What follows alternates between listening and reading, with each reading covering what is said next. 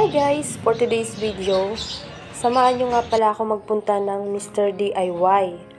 Dahil mura lang daw ang mga bilihin doon, so itatry ko magpunta doon. Malay natin may mabili ako kahit papano.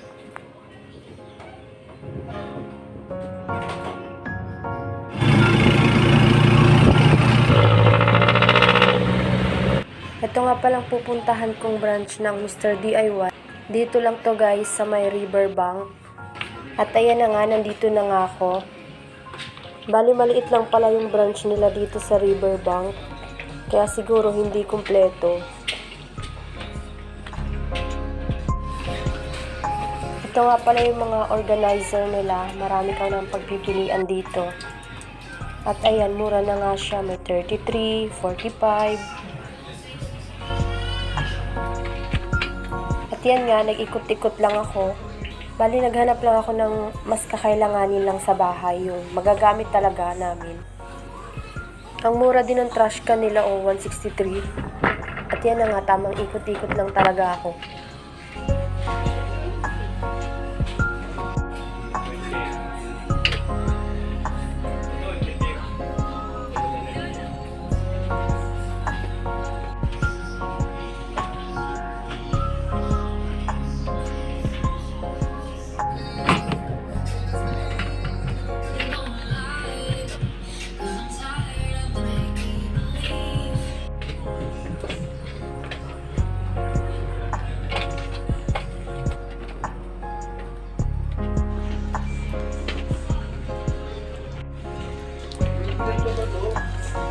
At yun, tapos na rin ako sa Mr. DIY.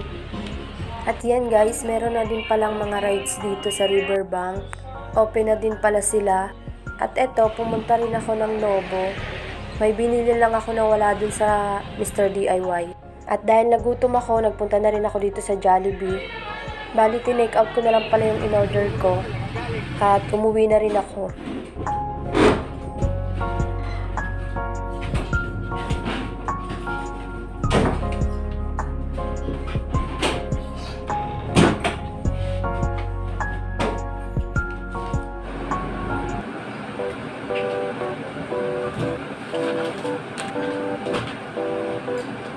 Dahil ginutom nga ako, kakain na muna ako. Mamaya ako na-open yung mga pinamili ko.